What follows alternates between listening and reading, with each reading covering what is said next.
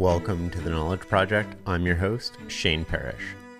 This podcast is about mastering the best of what other people have already figured out so you can apply their insights to your life. If you're listening to this, you're missing out.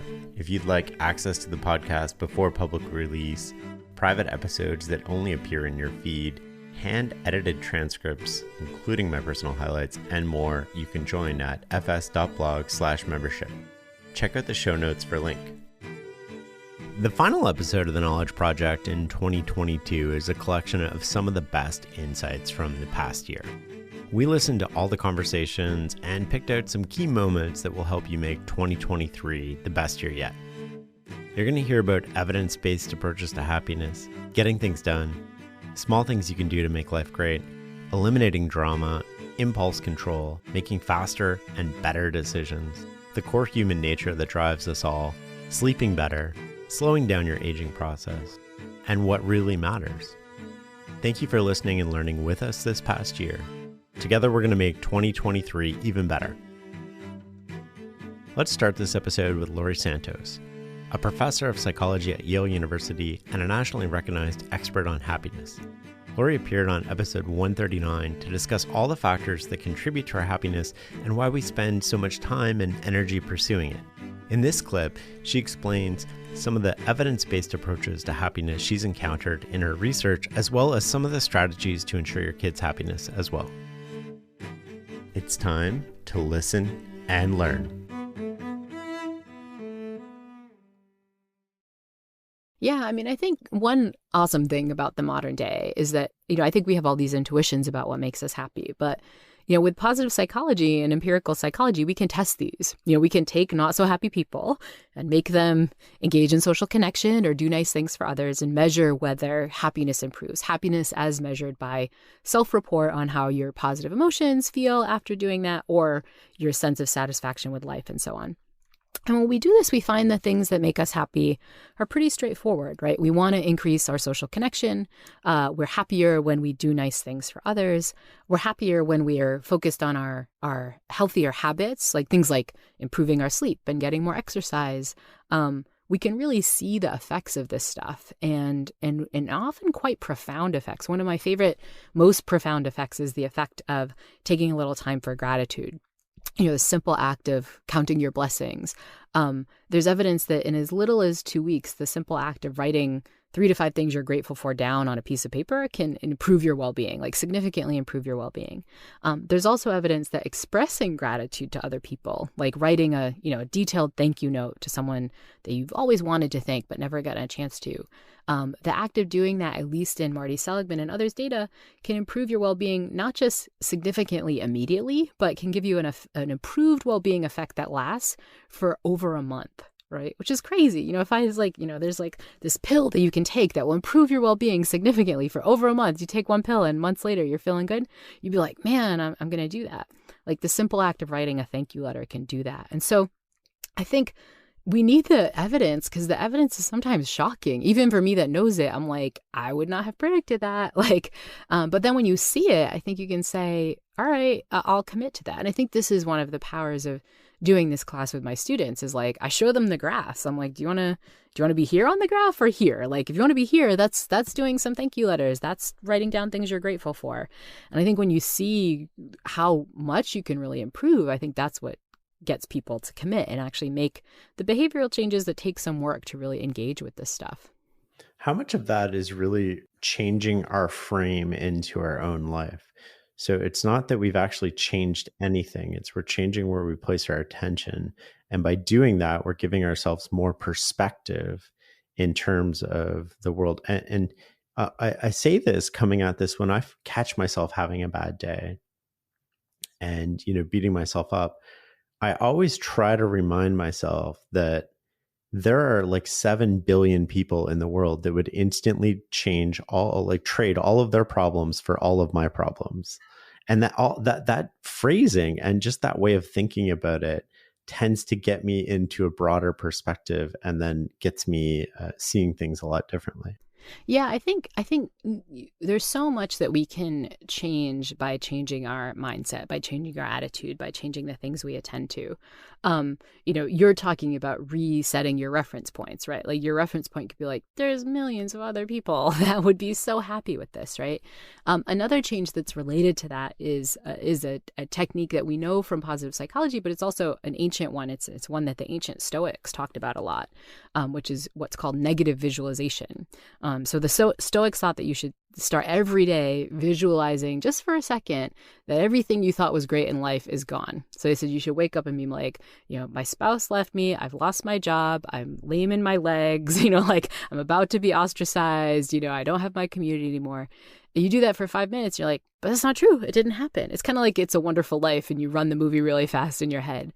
And the idea is like, just by feeling what it might feel like to have something negative happen, it resets your reference point. It also kind of like stops your hedonic adaptation for a second where you're like, oh my gosh, like there are good things about having my spouse and so on.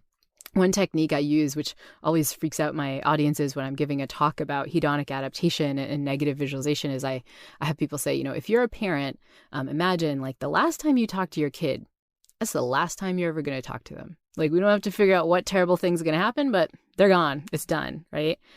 Instantly, you get this sense of like the next time you see your kid, you're going to hug them a little bit closer, right? And all it took was like a 2-second negative visualization about what if they weren't here, right? We have the capacity to really appreciate this stuff, but we need to bring our attention to what matters and why these things are great in our lives. And that takes a little bit of work, but it's really possible. We can have a richer life and savor things a lot more by changing our reference points.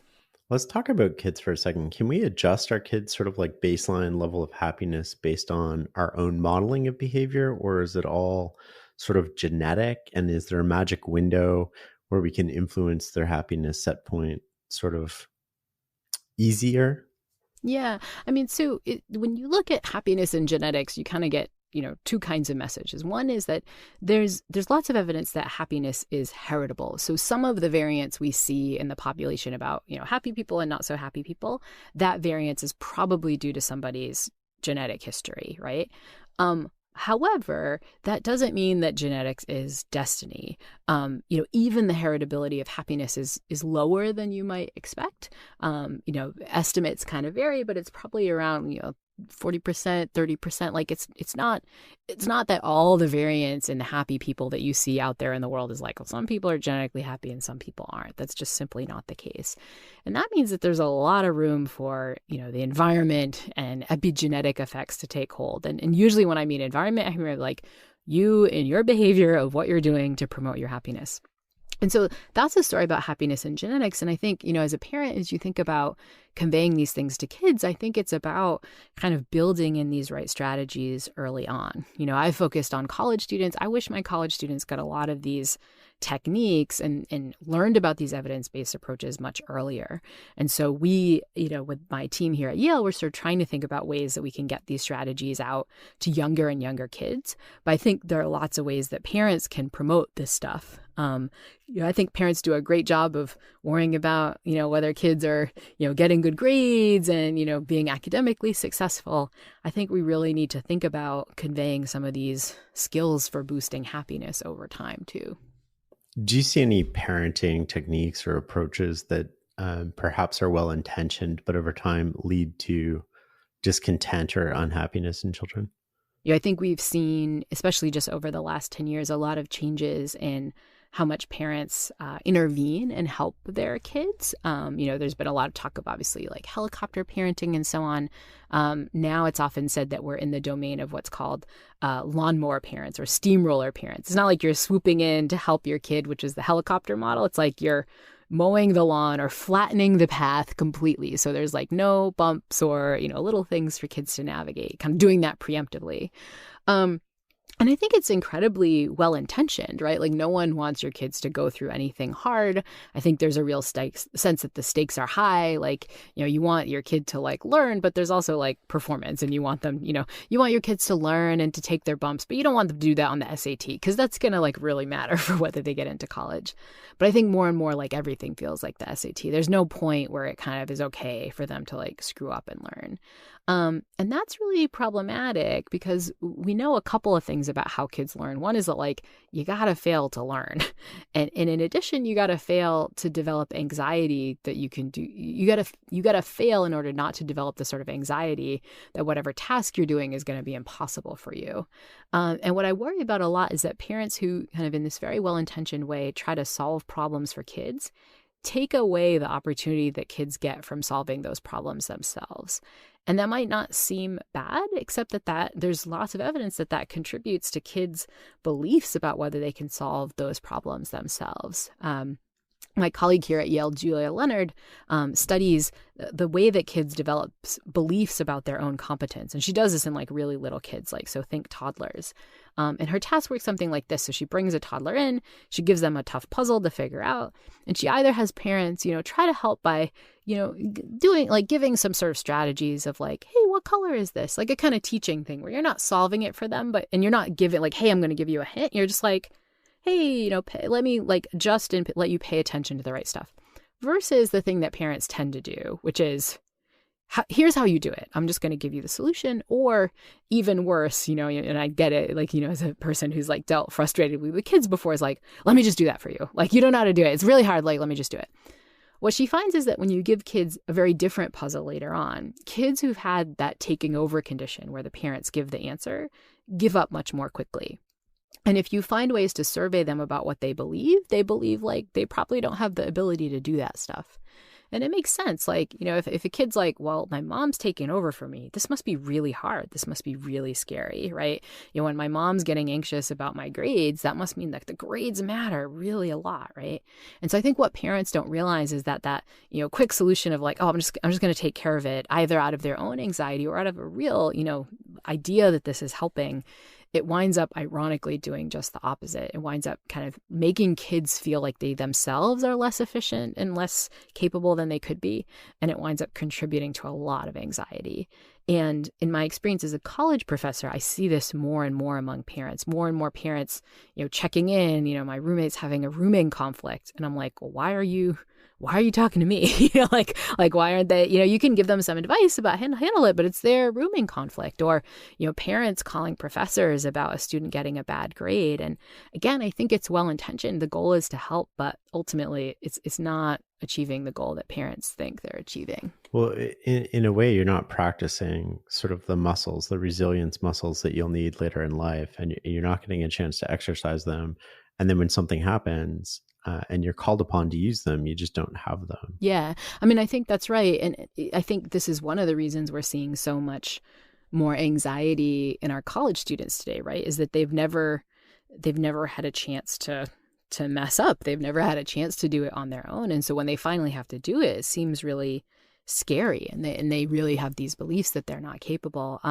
The author and former Stanford dean Julia Lythcott-Haims has whole books about helicopter parenting, and she talks a lot about how today's teens are failure deprived.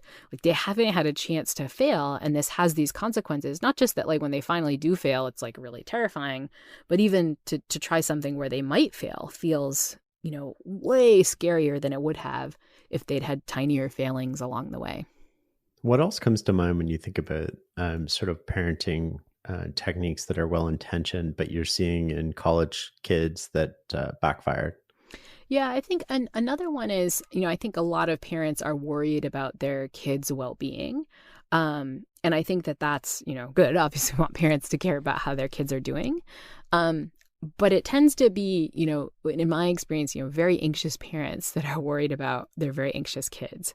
When I meet the parents and I hear their anxieties about the kids' grades, I'm like, well, no wonder your kids are anxious about grades, because you're embodying all of these kind of anxieties. And so I think one thing that's useful for parents to remember is about the science of emotional contagion, that we naturally catch other people's emotions. If you're embodying calm and this is going to be fine and everything's okay, then kids are going to follow that. If you're embodying, anxiety and like, oh my gosh, this is so, important, like kids are naturally going to catch that too.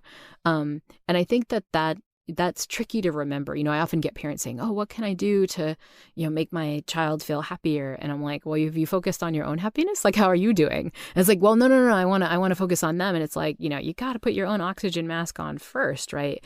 Not just because, they're paying attention to the strategies you're using. They're paying attention to your priorities. Those are implicitly getting transmitted, but literally your own emotions are getting transmitted.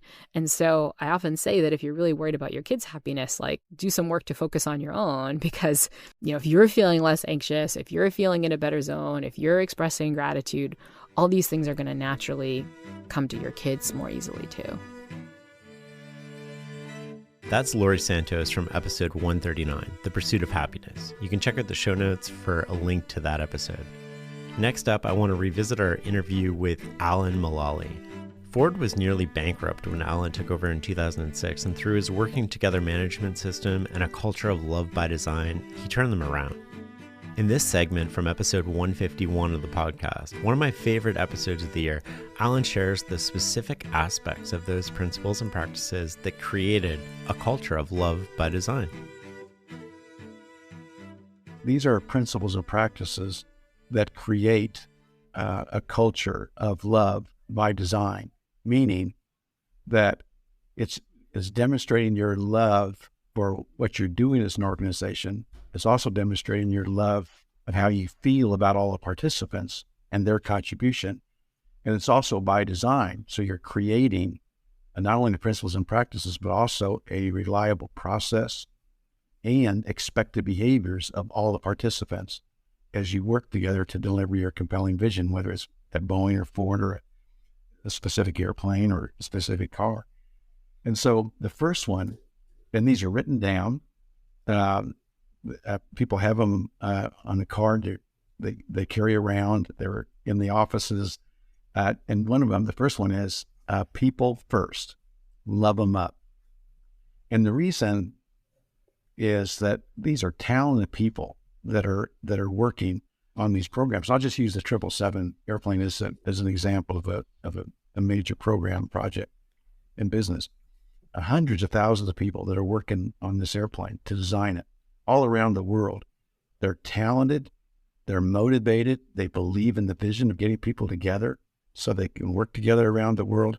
So appreciating them as a human being and appreciating their talent and thanking them and including them. So every one of these things I'm going to share with you, to your point, is a demonstration or an element of showing your love for all the participants. So the second one is including everybody. So when you're designing an airplane, we include not only the airlines, but we include, of course, all the employees, all the suppliers, all the certification agencies around the world, all the cities in which the airplane is going to be used, and all of the investors and all the bankers, all the people that are participating. They're actually represented on the leadership team. So their voice and their thoughts and their suggestions are included in the development of the strategy and the plan and the accomplishment of the objectives. So include everybody. The next one is coming together around a compelling vision, a comprehensive strategy, and a relentless implementation plan. So the power of that vision, as we all know, is really, really important. Is it meaningful? Is it have purpose? Is it going to serve not only the stakeholders, but the greater good? And you can imagine how neat that was at Boeing and at Ford, because our whole life is dedicated to safe and efficient transportation. Then having a comprehensive strategy for the product, for the process for delivering it, for all of the people, including the working together strategy, then a relentless implementation plan. And that's the business plan review, which we'll talk about, which gets a lot of attention over the years, where every week we meet with all of the stakeholders and we go through in an hour and a half, 2 hours, we go through every element of the strategy for accomplishing our objectives. Also, the status of that, we actually color code, all of the team members color code their strategy plan on how it's going. Red or green, it's on plan. Yellow, they have an issue, but they have a solution. And red, they have a new issue, but they're still working on the solution for it. And next one is having clear performance goals and one plan. Most companies have many plans, and most people are trying to figure out what the plan is, as we all know. Facts and data, really important. We care what you think, but we also want to know what are the facts and data that you're looking at to draw your conclusions. Because as we go forward, especially on working on a yellow or a red, we all want to know those facts and data so that we together can turn the reds to yellows to greens. Then we move to some more demonstrations of love. So expect the unexpected and expect to deal with it. And so we're going to share the reality of our situation every week so that everybody knows what the opportunities are, but also what are the issues that we need to deal with. And that everybody knows the plan, the product, the process, the people that working together plan. They know what the status of it is. And also, Shane, they know the areas that need special attention. So think about what that respect for people means. When you share these things, I mean, many leaders, if they have a red item, first of all, that embarrasses them. They think they're not doing their job, as opposed to that red item is a gem. I clap when you have a red, because you're not red. It's your item's red. Thanks for sharing that. Now we all can work together to help you and us turn the reds to yellows and greens. And then the attitudes, the beliefs and the values are really important. And what we really look at are the behaviors, because that's what we can see. And so we have these expected behaviors that we have zero tolerance for violating them. So proposing a plan, being positive, having a find a way attitude, respecting each other, listen to each other, help each other, appreciate each other. You can see very sophisticated words, Shane, very sophisticated. But we can see this and we can help each other in our personal development plans always be moving forward and growing in all of these behaviors, the way we treat each other. Then emotional resilience. This is a creative process. It's innovation. We're going to have issues along the way. And so we're going to trust this process of working together, and we're going to trust the process of turning the reds to yellows and greens. And the last one that everybody absolutely loves is have fun and enjoy the journey and each other. And as I mentioned, every day we'd wake up, and every business planner we get together and we'd say, thank you. How can I help? And then enjoy each other, and also enjoy the journey of creating these phenomenal products and services. Now, there's one corollary to that, Shane, that's really important, and that is zero tolerance for violating this process of working, the business plan review, the creating value roadmap, including everybody, all stakeholders on the leadership team. Zero tolerance for violating that operating process, and zero tolerance for violating these expected behaviors, because we all can see each other. We're together every week, and you can imagine how seriously everybody takes the process and the behaviors. That's Alan Mulally from episode 151, The Power of Working Together. Let's stay on the subject of leadership for a minute with our next segment featuring Marshall Goldsmith, one of the best executive coaches in the world. He's helped countless CEOs and leaders take charge of their organization and help people become better all around him. Marshall appeared on episode 142, and in this segment, you'll hear him explain the 3 things that make a great life and why most people miss them. Hint, there's no money, fame, or success involved. This is a different question than corporate success. If you look at life, my new book, I talk a lot about that. And I talk about 3 things. What's it take to have a great life? All right.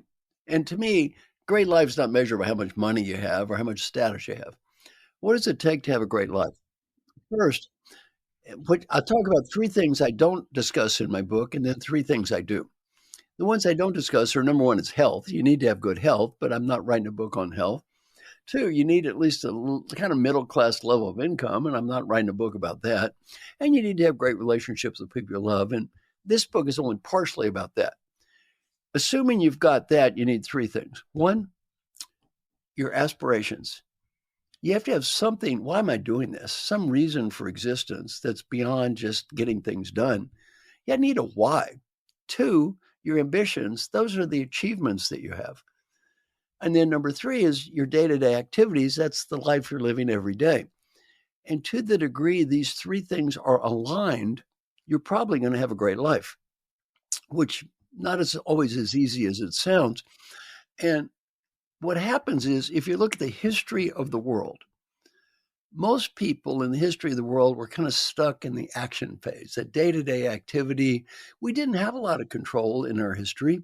We kind of much did what we were told. We're born where we were supposed to be, played our role in life, and we just lived from day to day. Not a bad thing, just that's the way it was.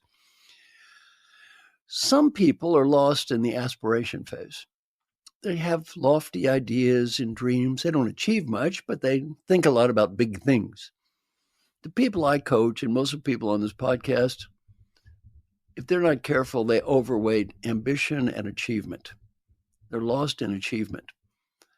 And the one thing I really focus on in my new book is this: never make your value as a human being conditioned on the results of what you're trying to achieve. Never do that. It's a fool's game. It is a fool's game for 2 reasons. One, you don't control the outcomes.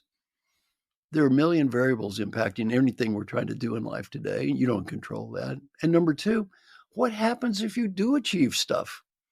How much satisfaction does that give you in life anyway? A week, a month, a year? Not much. As soon as you achieve something, if that's all that matters, guess what you're going to have to do? Achieve more and more and more and more, and you never get there. So it's really, this is counter to Western philosophy. We have been hammered that achievement is good. About 98% of all self-help books tell you achieve more, delay gratification. Here's how you can achieve more. On the assumption that once I achieve more, everything will be okay. The great Western disease is it's all going to be defined when, followed by when I get the money, status, BMW, condominium, everything's going to be okay after that. There's no when. That's all nonsense. It's all going to be a great when. When is an old person waiting to die? That's when. There's no when there. And one type of book always ends with, and they lived happily ever after. That type of book is called a fairy tale. That's not the real world. That's a fairy tale. In life, we're constantly reinventing ourselves. And the first thing I talk about is never place your value as a human being on the results of what you're trying to achieve. I mentioned Albert Bourla, who endorsed the book from Pfizer. I called Albert, how'd you do last year? Oh, pretty good. Came up with his vaccine, saved 1 billion or so lives. That's pretty good. And stock's an all-time high, and CEO of the year, and book, and blah, blah, on and on. A pretty good year. So what's your problem in life? He said, I have a huge problem. Next year. If his value as a human being is he has to do better than last year, pack it in. He will never do better than last year. What happens to the Super Bowl champions? Disaster. Michael Phelps won 25 gold medals, more than anyone in history. What do you think about doing after he won his last medal? Killing himself. If that's it, you're not going to win. So what I talk about in the book is it's great to try to achieve things, but don't become fixated on the outcomes. One of the most brilliant people I've ever met his name's Safi Bahcall. Safi was a small business guy, started up 10 or 12 companies, made tens of millions of dollars. Has a PhD in physics from Stanford, has an IQ probably equal to mine and yours combined. He, just a brilliant guy, wrote a book called Loonshots. He's consulted to presidents, on and on and on. So Safi is one of the people I spent time with over COVID during Zoom calls every weekend. And he said he finally realized something. He's a scientist. He said he finally realized that I always thought happiness was a dependent variable based upon achievement, that I will be happy after I achieve. And he said, I finally realized happiness and achievement are independent variables.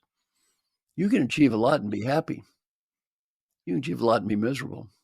You can achieve nothing and be happy. You can achieve nothing and be miserable. They're independent variables. And when I talked to Safi, I told him how much you have to achieve. We need 2 PhDs from Stanford. What, another $100 million? Start up some more companies? Consult a couple more presidents? What does it matter? You're on achievement. You're at 99.999 now. You think it's going to matter? You get to a 99.9999? It's not going to matter. You're just going to find something else to do. And it was a great breakthrough for him because he realized you can be happy without dependency upon the next achievement. Can we teach people this, or does it have to be learned? Yeah. And the way you do it is you love the process of what you're doing. You do your best. It's connected to a higher purpose. And you achieve what you achieve. You win, you win. If you lose, you lose. I tell a story, the golfer and the beer can. So there's a golfer going to his little country club. He's playing for the club championship, right? Last hole. Noisy people in front of him drinking beer. Oh, very annoying. But he concentrates. He hits a drive, almost perfect. Somehow the ball goes over into the rough, a terrible lie. What happened? He walks up to the ball, a beer can. The idiots in front of him left a beer can on the fairway. He is so angry. What does a golfer need to do? Forget about the drive. Forget about the beer can. Forget about the idiots. Come up with a strategy. Breathe. Focus on the process. Hit the shot in front of you. Hit the shot in front of you. That's it.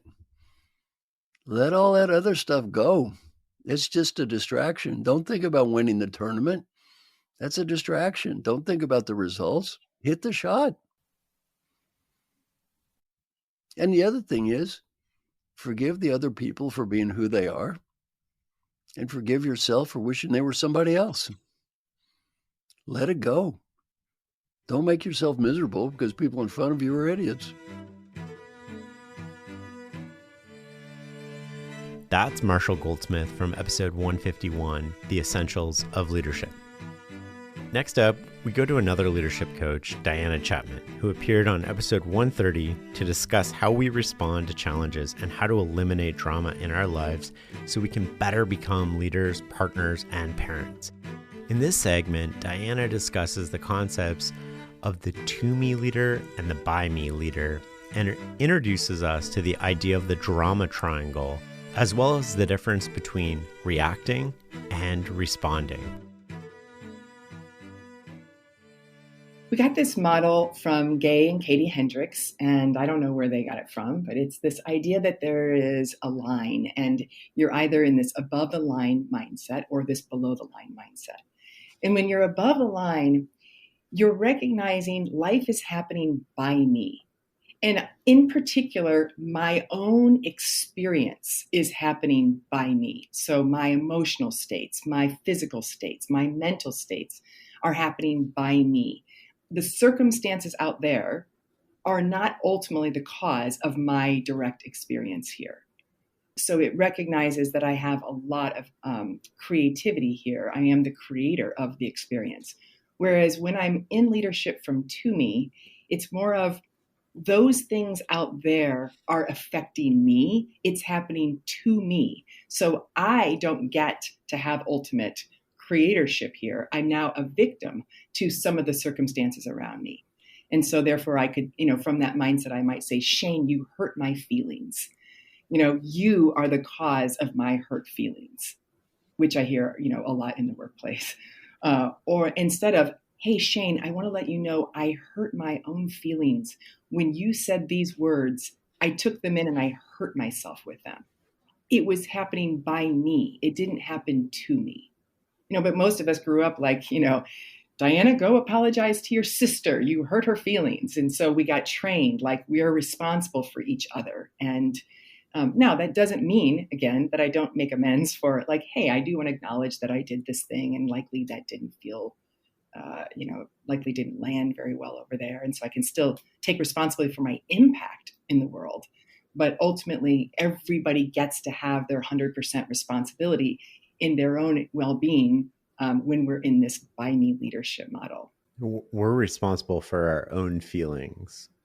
Something that you say to somebody else may impact them in a way that you didn't intend, but you're not causing them any sort of injury. Is that what I hear you saying? Yeah, what I'm saying is, if I say to you, God, Shane, I think you ought to have an orange mohawk on your head. I don't know why you're not wearing an orange mohawk. It would look way better. Likely that's not really going to impact you because there's no belief in your own head that thinks you ought to have an orange mohawk. But if I said something like, you could be a more effective father, and I think maybe you should, if I said something, something that you believed in too, you might hurt yourself with it because there's a little Velcro. And so some part of you is believing or agreeing with what I'm saying, and then you use that to upset yourself. So the idea here is I get ultimate decision rights on whether I'm going to upset myself or not. And you should, you might create conditions that make it a little more challenging. So if somebody starts yelling at me, I might need to get a little more present to not upset myself. And that's where tools like meditation and other skills help people be able to build that awareness so they can stay present in those scenes. I think that's sort of like a good segue into the drama triangle and the role of being a victim and how we see ourselves. Can you talk to me a little bit about the drama triangle, how you came across it, what it is, and how it limits us? Okay. I just want you to know, I'm like a huge fan of the drama triangle. It's the tool I use every single day with myself and with my clients. So I learned this from Gay and Kathleen Hendricks, and it was originally created by a guy named Stephen Karpman, a psychologist. And basically the theory is that we all have learned to do relationship, most in this role of victimhood, and that there are 3 unique flavors of victimhood. And so the first one is the pure victim. And, Shane, it's so hard, and the hours and my emails and, oh my gosh, and the kids and COVID and now the masks and, oh my gosh, there's just all this I'm at the effect of. And so victim has this sense of disempowerment. It's taking less than 100% responsibility. It often has a little bit of a whine to it. So then there's another role in the drama triangle, and that's the villain. And the villain's job is to blame. Whose fault is it? So a lot of us have an inner critic that blames ourselves. So, gosh, I should have more health. I should be a more effective partner or parent. I should be more successful, or I shouldn't be, blah, blah, blah. Or you, Shane, it's because of you that we're not having a good time. And I was fine until you showed up. So you should or shouldn't be a certain way, or them. I mean, we all know who they are, who are screwing it up for the rest of us. And so this villain is constantly looking for who's to blame.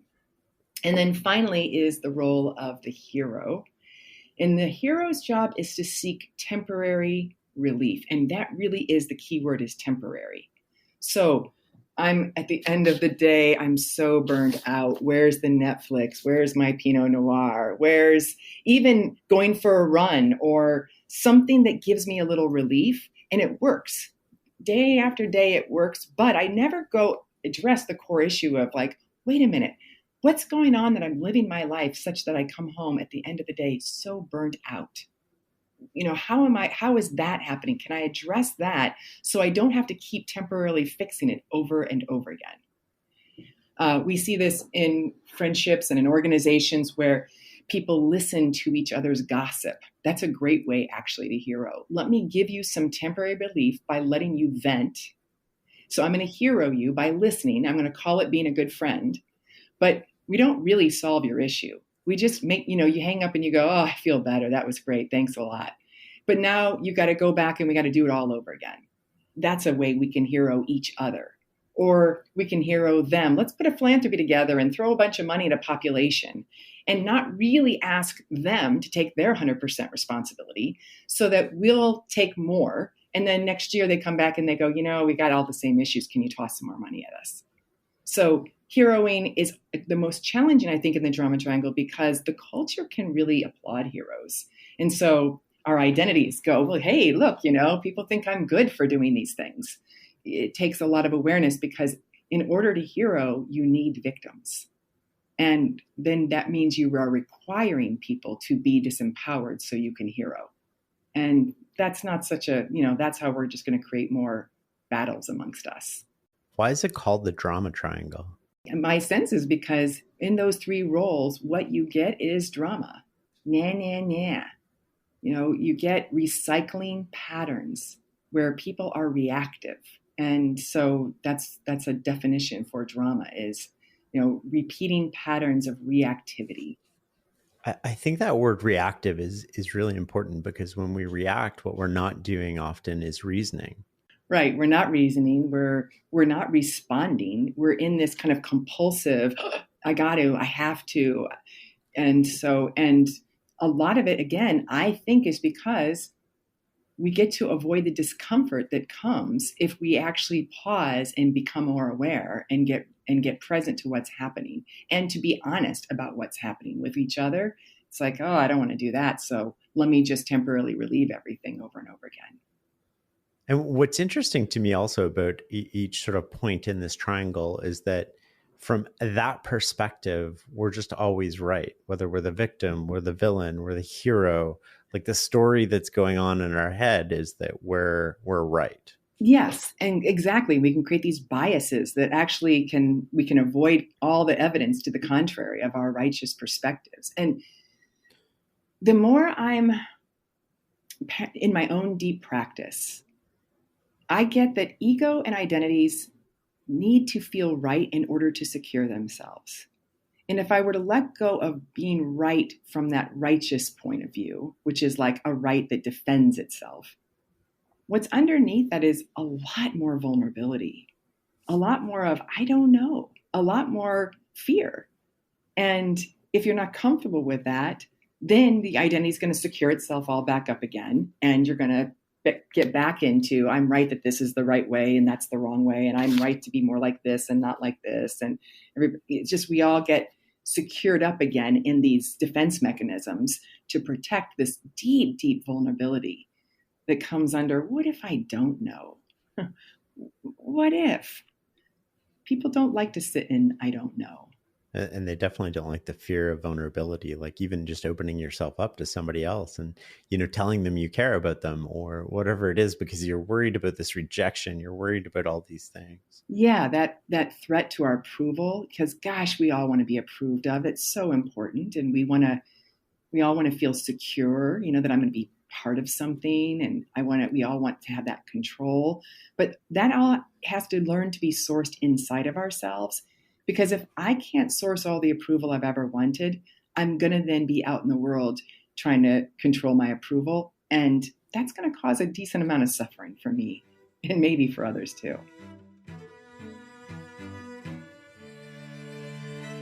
That's Diana Chapman from episode 130, Trusting Your Instincts. Again, you can check out the show notes for a link to that episode.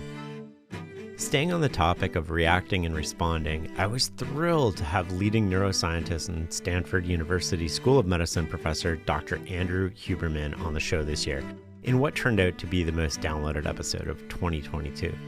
In this segment, you'll hear him discuss the importance of impulse control, strategies to change our neural circuitry, and the idea of go versus no-go functions. I'm fascinated by this. Most of the disorder and dysfunction in the world is caused by lack of impulse control. Right? I mean, just think about all the people that tweet something stupid and then lose their jobs, or we hear these cases of like, wow, like the person was on a Zoom and they did something inappropriate, not by accident. Wow, they really have people will have a hard time suppressing their behavior, and they lose things that they've invested tremendous amounts of resources in. Some of this relates to biological drives that, primitive drives. You hear about people who have made fortunes or have wonderful families, and then they go and have a one-off affair with somebody and they lose a lot, right? They lose relationships, they lose reputation. You just think, wow. So do we conclude that the forces of the hypothalamus that drive us towards certain types of behavior are more powerful? Maybe, although maybe we should look at it from the other side and just say, well, maybe they were just actually far weaker in terms of impulse control across the board. And maybe that's what made them effective, because they were very action-oriented. I have someone in my life, I won't mention who they are, who likes to say about themselves, they're all tactics, no strategy. And they're an extremely effective person. They can make more happen in 45 minutes than anyone else I know, but they have no long-term strategy. It's gotten them into some serious hot water. But in any case, so there's an area of our neural circuitry called the basal ganglia.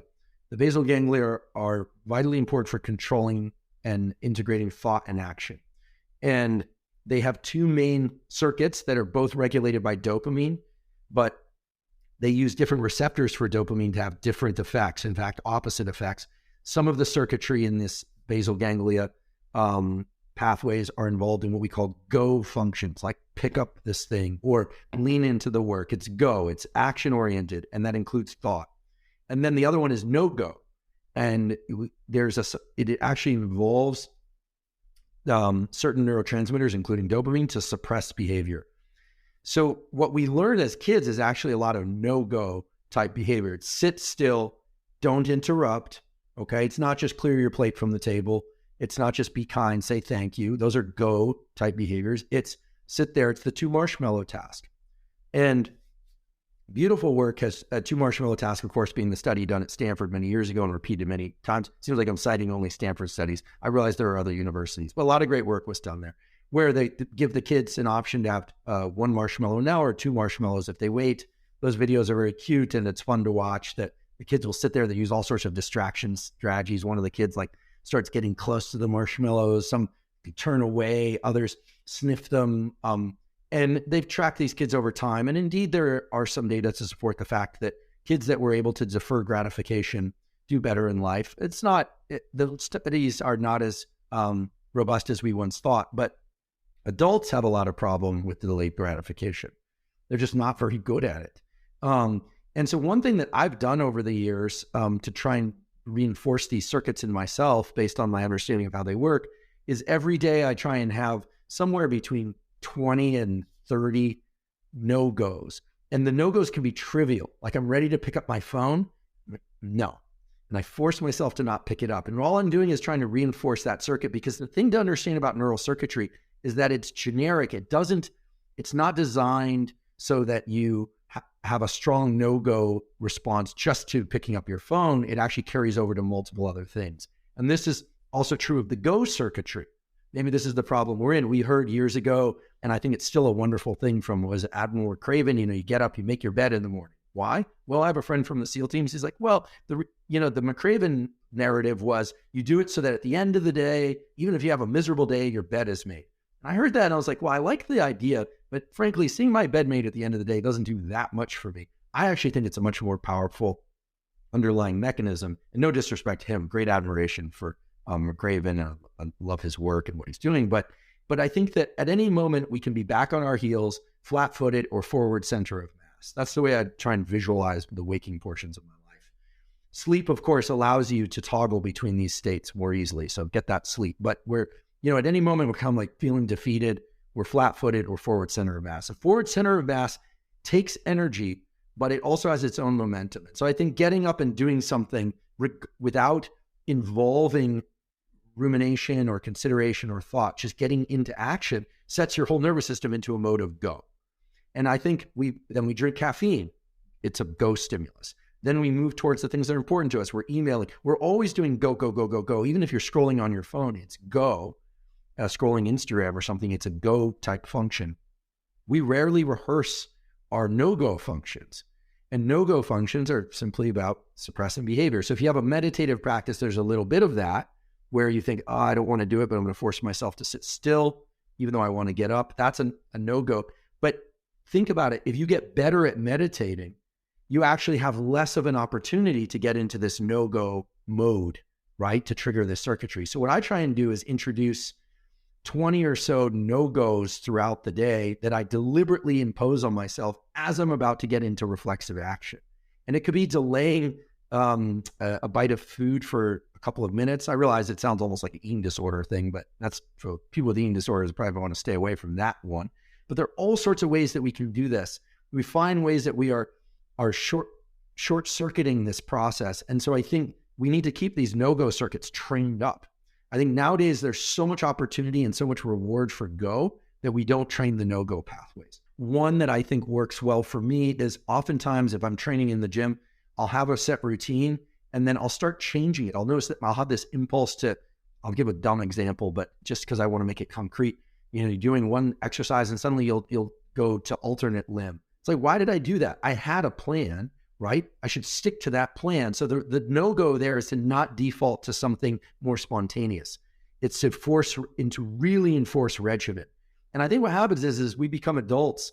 There isn't anyone supervising us, making us do these things quite as much. And the phone has allowed for so much context switching and so much opportunity for go that pretty soon you've got hours of your day that are gone that were not structured. So I'm not talking about becoming neurotically attached to these no-goes. What I'm talking about is keeping the blade sharp on both sides, keeping the goes intact, getting up, making your bed, getting into action, doing things, but also forcing myself to not check the phone, to not check email, to stay in a groove of focus. And that's actually where there's the greatest opportunity. I'm a big believer in 90-minute focused work bouts. And of course, in that time, attention drifts and there's the temptation to get up, go use the bathroom, get up and get a cup of coffee, get up and do anything but what I'm doing. But I try and just really create tunnel vision. Even if I'll just sit there and go, this is miserable, I can't focus on this, but not allow myself to go do something else unless there's a real urgent need. And this is actually the way I trained myself to study in college. It was a little bit masochistic, but I used to sit down, set a timer, and I wouldn't let myself get up for any reason whatsoever. And I think I've lost some of that over the years, so I'm trying to build up the circuitry again. A good friend of mine, Pat Dossett, he did 9 years in the SEAL teams, and he's a big believer in keeping these circuits tuned up. And he said, we always do a certain challenge each year. The other day, he said to me, how about in 2022, we do the hour of pain? And I was like, oh no. Turns out the hour of pain is where you sit in a pretty uncomfortable position and you have to remain in that position for an hour. I was like, that sounds great. That sounds like a really great, low cost, miserable way to build up these no-go circuits. Cold water you could do for a little bit longer, but eventually you're going to get hypothermic, right? Heat, you could burn yourself. Exercise, you could damage yourself, but 1 hour of pain. So I got to try this. So I think we're going to do it.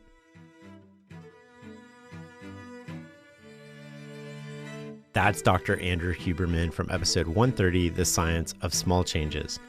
Check out the show notes for a link to that complete episode. Next up, let's talk about decision making. Speed, simplicity, and empowerment are Reid Hoffman's 3 principles for decision making. And in this next clip from episode 147 of the show, the founder of LinkedIn explains why each is important for running an effective organization and how you can make decisions faster and better.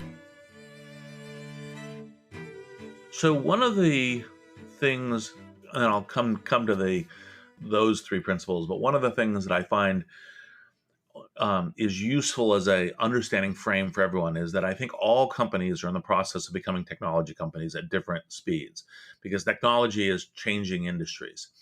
And so there's the obviously like what is usually referred to as technology companies are technology companies that are like redefining the borders of software, reinventing new kinds of technological hardware, et cetera. And then it kind of bleeds back in. But I think even like manufacturing companies are becoming technology companies by sensors and, robotic lines and all the rest. And Hollywood, is a technology companies through CGI and streaming and distribution. So it's a general thing. Now, one of the things about technology is it picks up the clock. The technological clock is accelerating decade by decade. And so the time frames in which you need to operate and need to make decision are accelerating.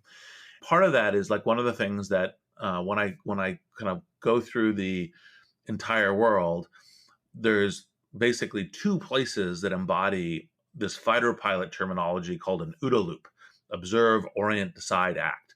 It's how fast you make these decisions through this kind of this framework, both as individuals and a society. And it's Silicon Valley in China.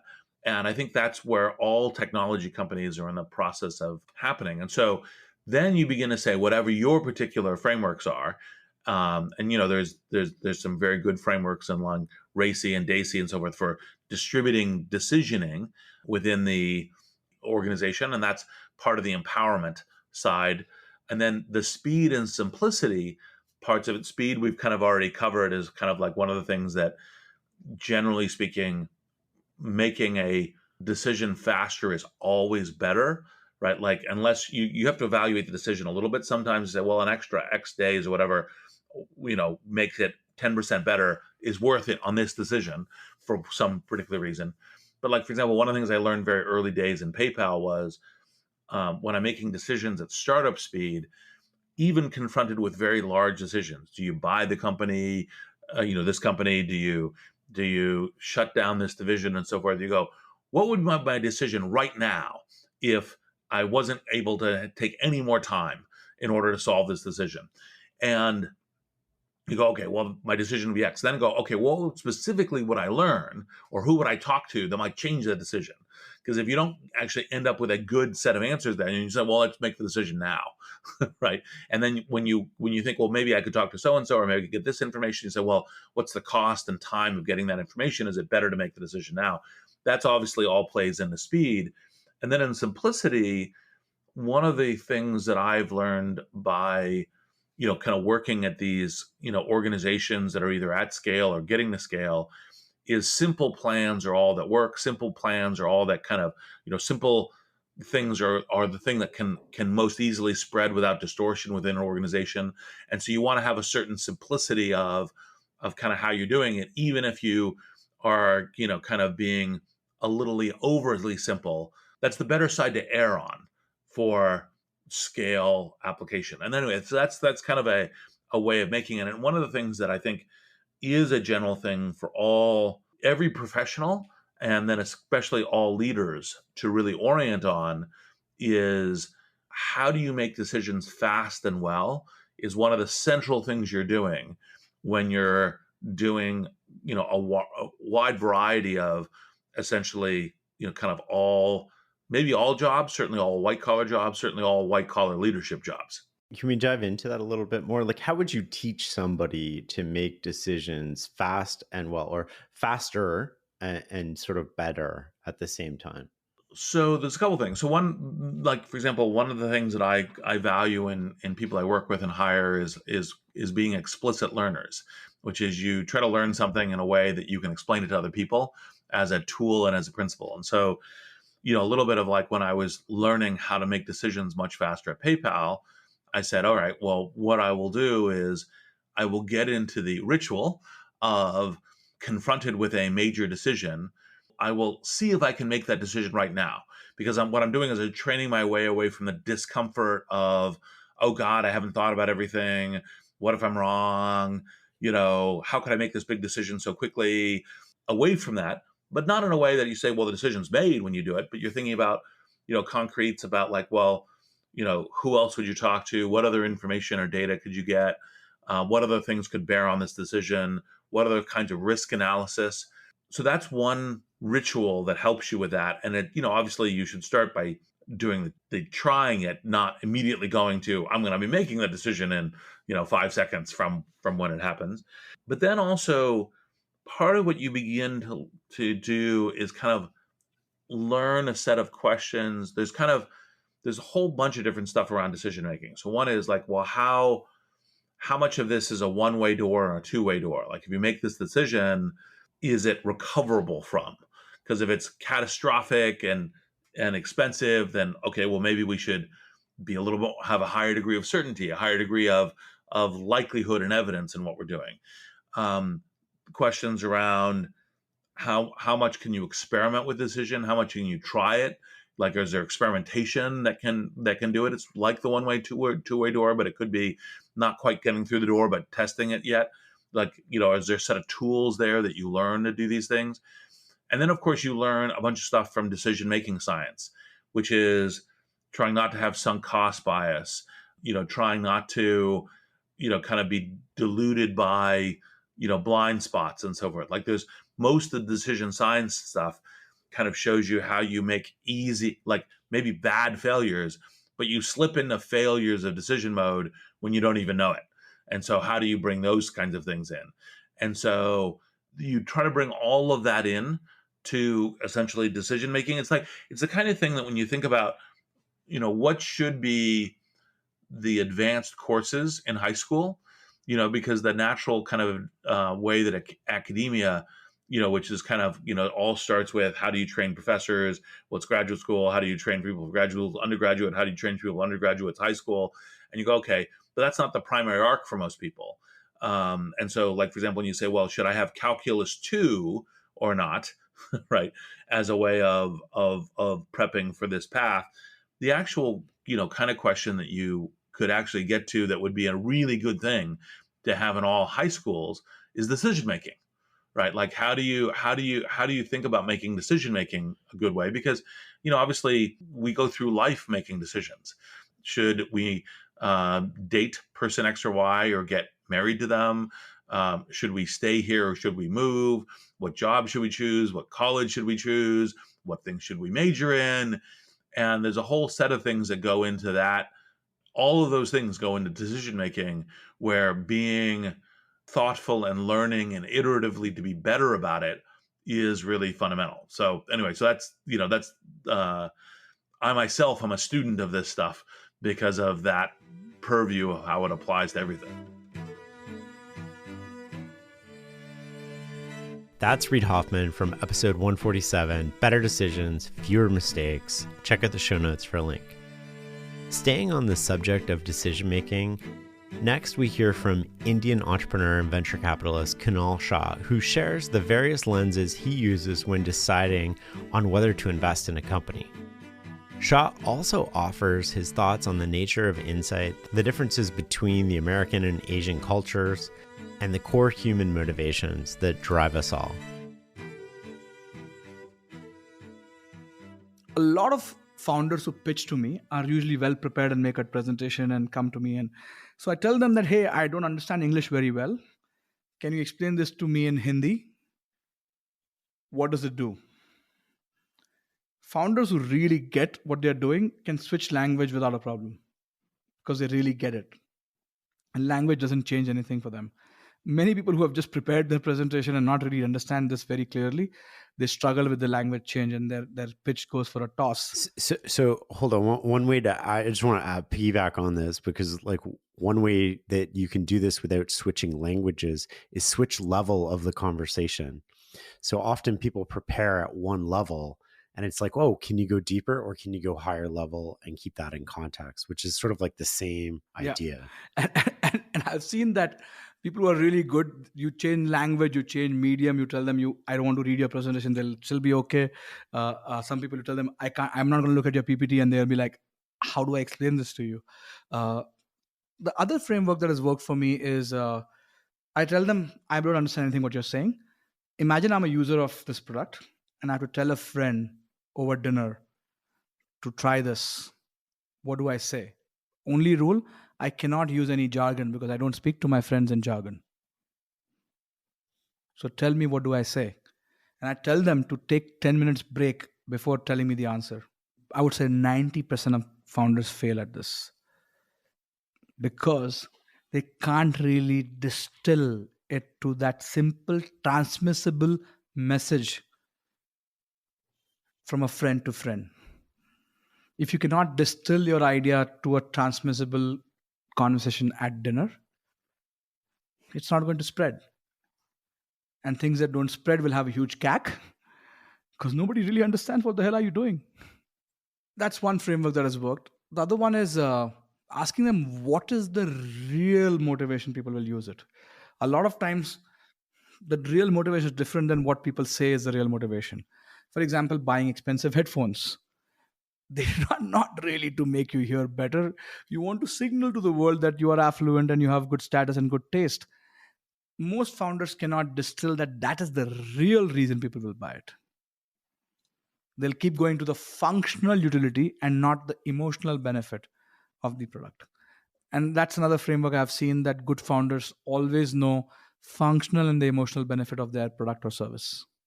Market sizing. Most founders cannot imagine how will they start from here and go on to build a very large thing from here. They get stuck in this is what I do, but they can't imagine how will this become a large company ever. They just don't think, they don't even think, they cancel their own idea.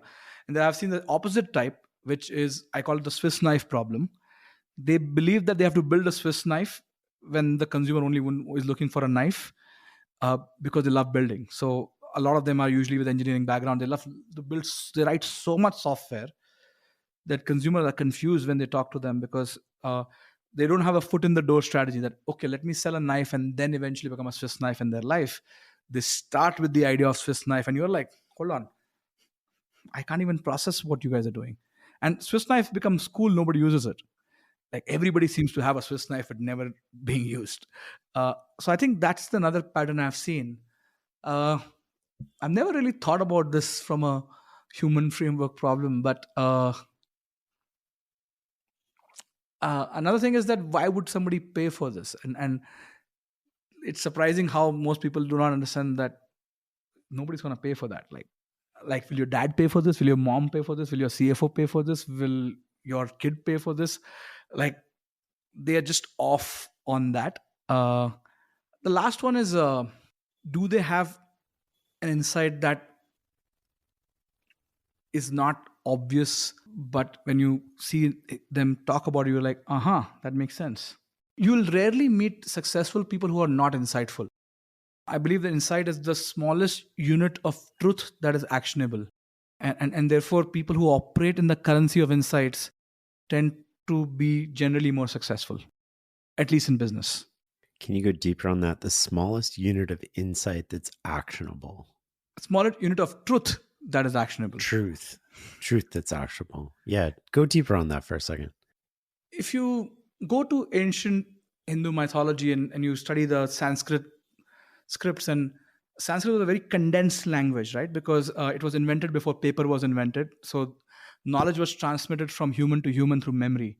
So they had to distill the wisdom in the smallest unit possible that could be memorized and transmitted from human to human. And in the earliest scriptures were also tight. Like you'll read a Sanskrit yoga line, and like in one line they'll condense like really a lot of wisdom in it. So I think the concept of boiling something to the core units of it, then you cannot divide it further, becomes a powerful unit that is also the building blocks, or what we call as first principles, that can help build businesses, right? And I think a lot of times it's a painful process. Seeking truth is painful. Shane, you've been doing this for a while. Like, how many more blogs will it take to get close to the truth? You will probably not find it, but the joy of seeking truth for the sake of it is not natural, and therefore a lot of people do not appreciate it enough. But insights become this nice building blocks through which you can create great businesses, unlock great success, because that is something that is not commonly available. Everybody seems to be seeing some pattern, but you see something else. For example, I had this view that, India cares about status so much more than the Western society. Let me do a thought experiment. I reached out to my friend who used to be a buyer of a top retail chain in India. I asked her to check, can you check if the gross margin on all products sold for living room is a lot more than the gross margin of all products sold for the bedroom? And nobody had ever analyzed data like that in retail ever. Because it's like kitchen and sofa and furniture and all of that. Nobody thought living room and bedroom as two separate concepts. But I said, can you please make somebody crunch it? And turns out the gross margin was 3x more. The reason is, in a society, we care more about showing to others. So all the products which are demonstrating status were put in the living room. Our bedrooms are terrible in India because nobody comes to them. And therefore, it was not surprising that bed sheets were not bought expensive in India, and bathroom products did not sell a lot. We don't have a lot of bathtubs in India because it's not about me. It's about showing social status to others who come to my living room. And therefore, you apply that insight now. And I told this insight to a home renovation company. I told them, don't keep saying home renovation. Launch a product line which is living room renovation. And today, 70-80% of that revenue for them is living room renovation. Because that's the insight. And that's the motivation button that you can press in people. Well, I think in the Western world, it's about treating yourself. It's about you're worth it. It's about, we still have the status thing. individualism versus collectivism, which is how Asian societies are. And therefore, you don't deserve things to be special, but you have to show it. And therefore, weddings are really big and very high gross margin. It's for others.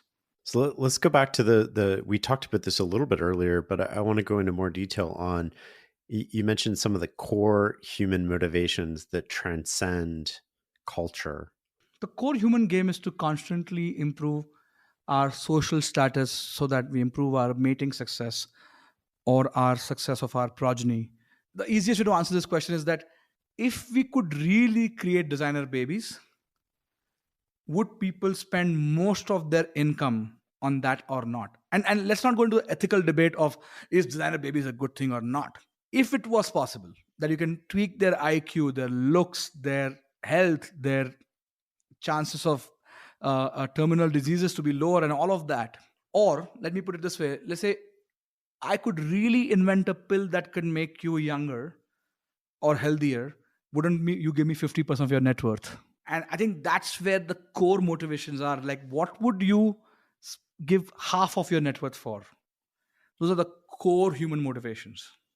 And they don't change from society to society. They remain the same. They manifest differently. For example, the Asian societies unlock that, education is everything. So they disproportionately optimize for that. But they save pennies. Like you said, like your parents talked about traveling miles for saving cents. Maybe they were also the parents who would be okay to spend more on your education. And if you told them it's going to cost 2x more, they would probably suffer and give you that money.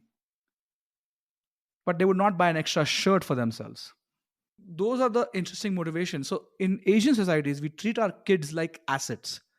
So we are making investments on them because a lot of times we expect the kids to take care of our family. So I don't know if you know about it, but India is the largest market which sends money back to India.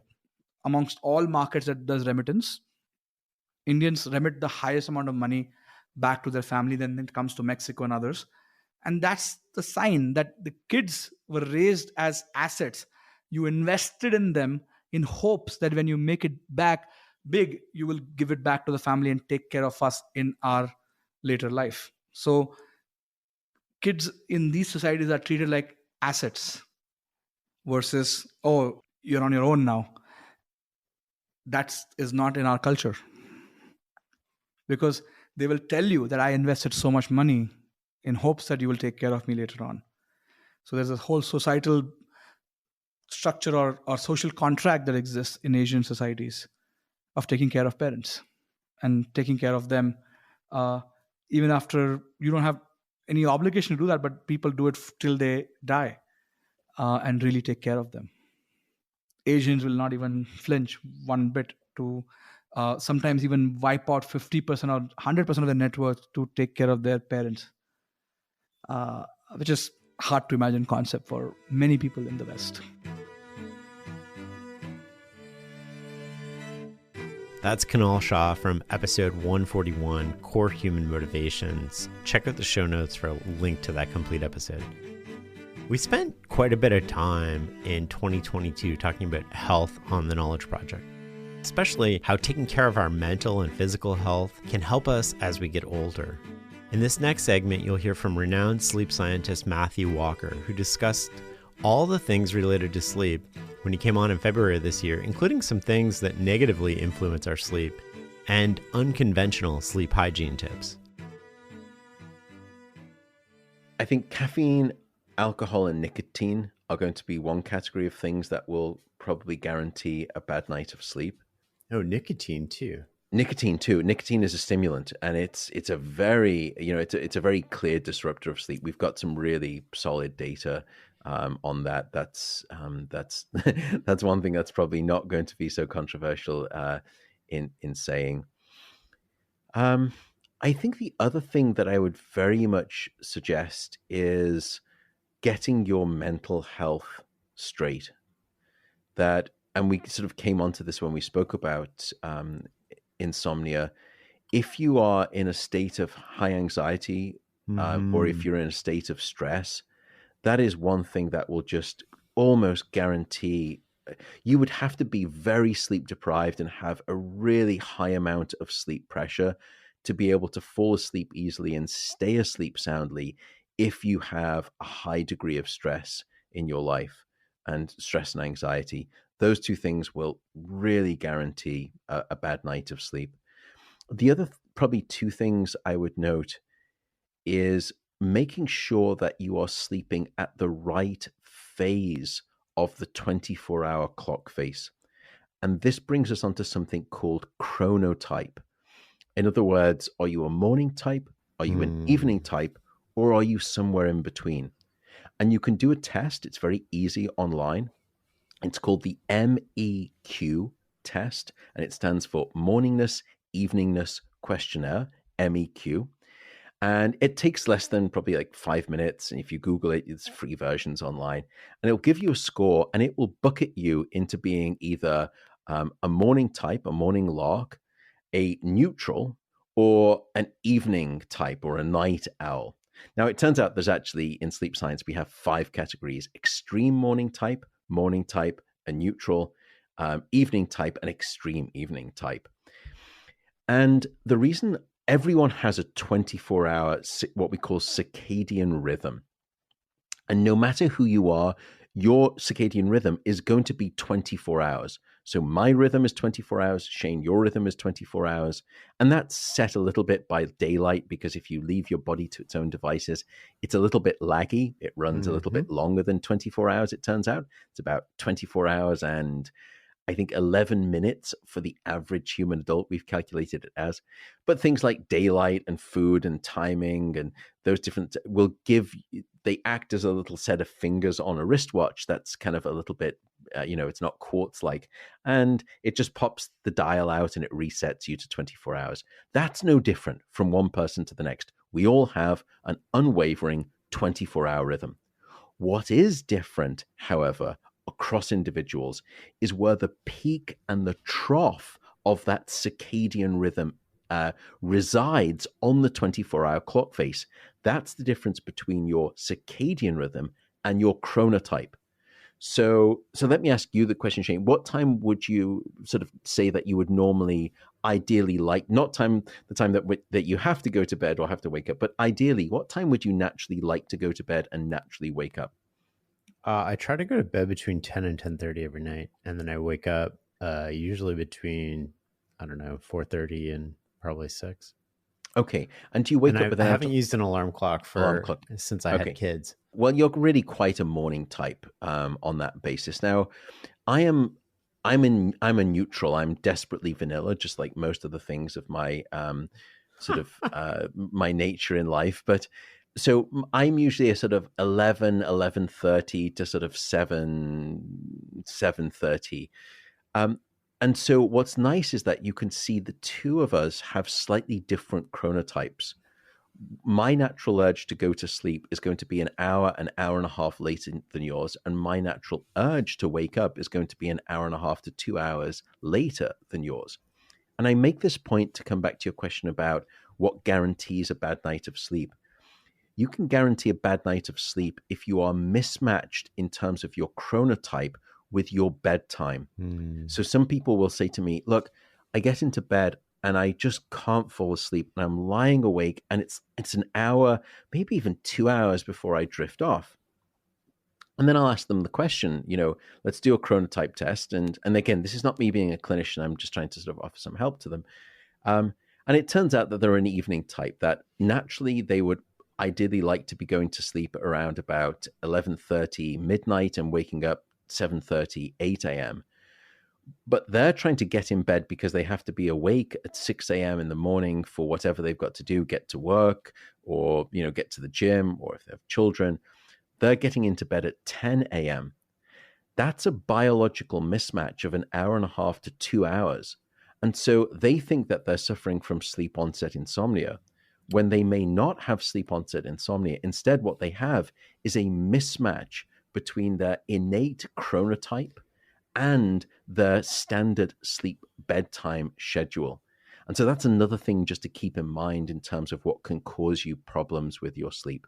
The final thing I would say that can guarantee a consistent pattern of bad sleep is spending too much time in bed It sounds, again, paradoxical, but it comes back to our bedtime restriction therapy.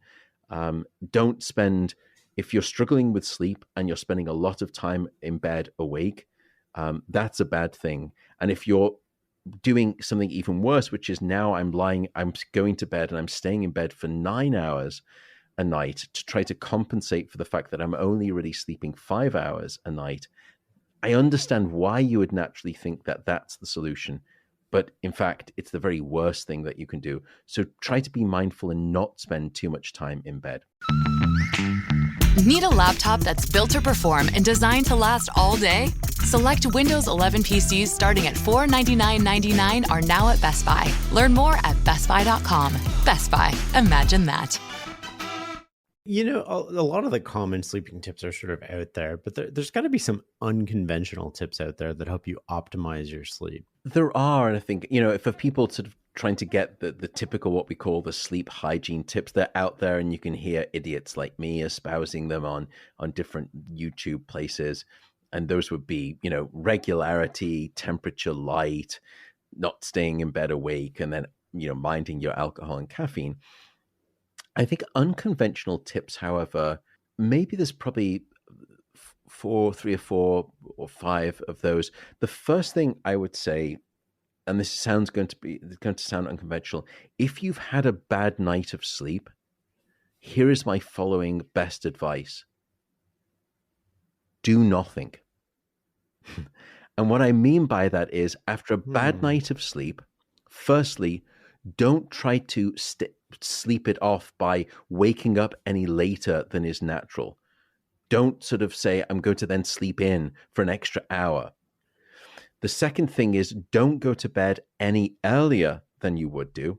The third thing is, do not nap during the day to compensate. And fourth, don't start drinking more caffeine to try to get you out of that bad night of sleep. So let me rewind the tape and go through those, because me just barking rules at people isn't useful. I don't think people respond to rules. People respond to reasons and not rules. So I'll try to explain the reasons. Firstly, don't wake up any later. Don't try to sleep it off after a bad night. The reason is because if you sleep in later into that following morning, when it comes time for you to go to bed at your normal time, and you get into bed at your typical kind of Shane, 10:30 at night, you're not going to be as sleepy as you naturally would be. Why? Because you woke up that much later. So you've been awake for less time. So you've built up less sleepiness. And so you're almost guaranteeing a bad night of sleep the next night, because you're going to be tossing and turning to fall asleep. Right.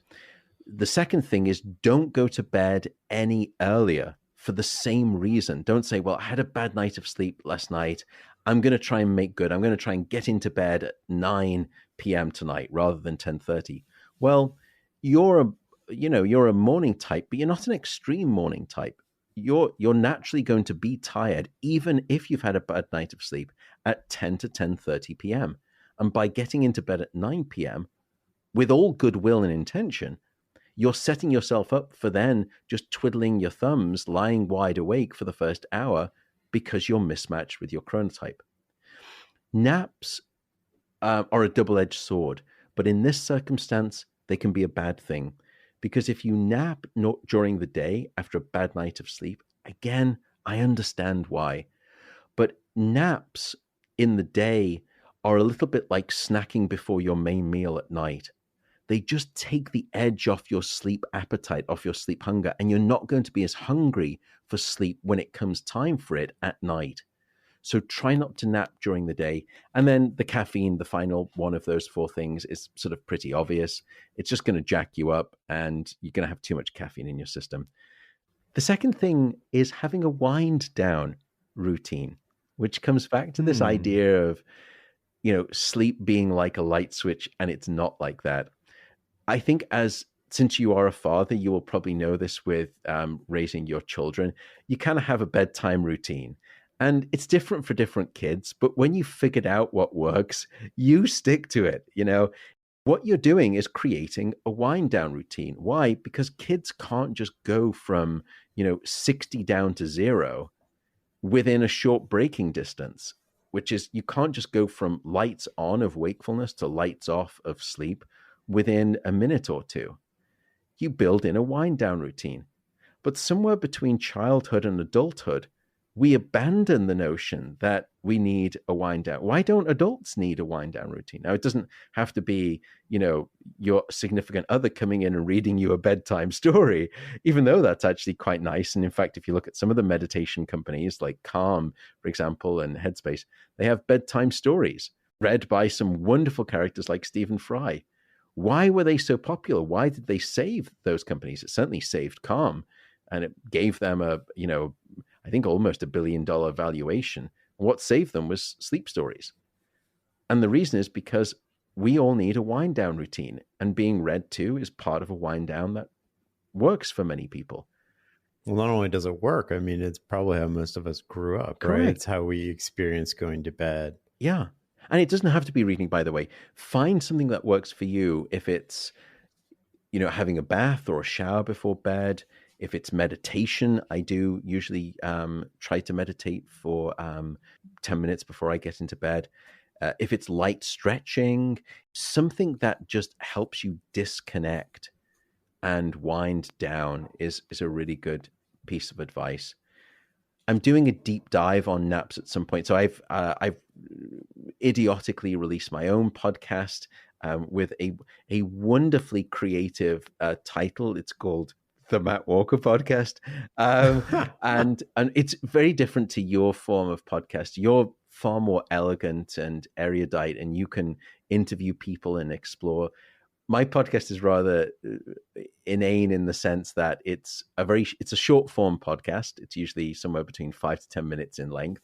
And it's a short form monologue from yours truly. And it's just a little slice of sleep goodness to kind of accompany your waking day. And there I'm going to take a deep dive into explaining all of the science behind naps. But again, I would say that if you are struggling with sleep at night, then the unconventional tip is not to nap during the day. Or if you're going to nap during the day, make sure that you nap before 1 p.m.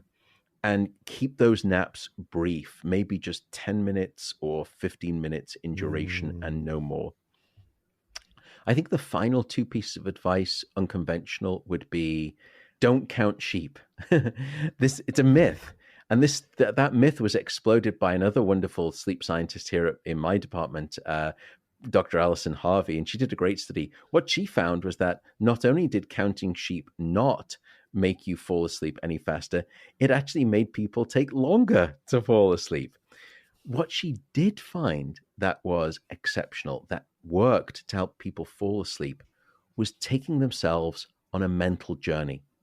So think about a walk that you would take, a hike that you like to do, or a walk on the beach, or a bike ride, and just try and move through that with your mind, and just take yourself on that mental journey.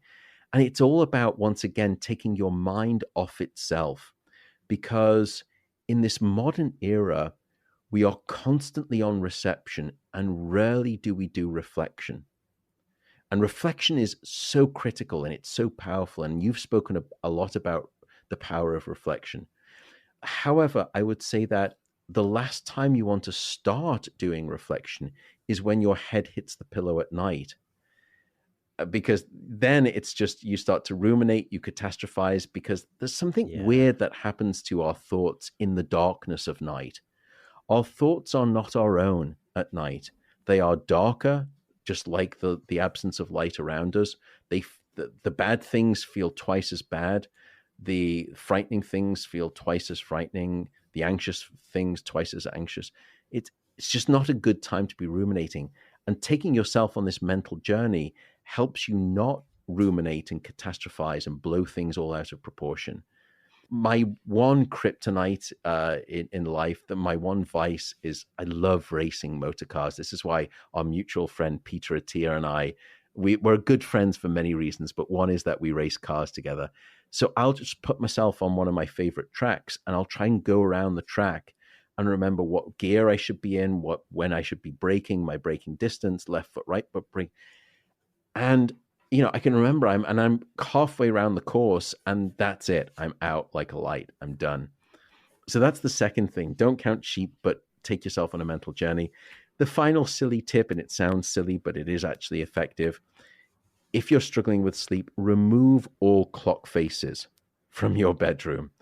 If you're waking up in the middle of the night and you're staring at the clock and you look and you see it's 3:21 in the morning, and then you toss and you turn, then you look at the clock and now it's 4:38 in the morning, knowing what time of night it is not your friend. It's not going to change anything. It's only going to make matters worse. So if you need an alarm clock, that's fine, but make sure that you can't see clock faces in your bedroom. That's only going to hurt and harm your sleep rather than help you out during your night of bed sleep. That's Matthew Walker from episode 131, The Science of Sleep. Next, we turn to biologist and genetics expert David Sinclair, a man who has become a leading expert on the aging process and who is out to prove he can live past 100 years old. In this segment, David gives an overview of how the aging process occurs in the body and how controlled fasting can help slow down that process. There's a growing consensus that what happens is we lose information that we got in the womb.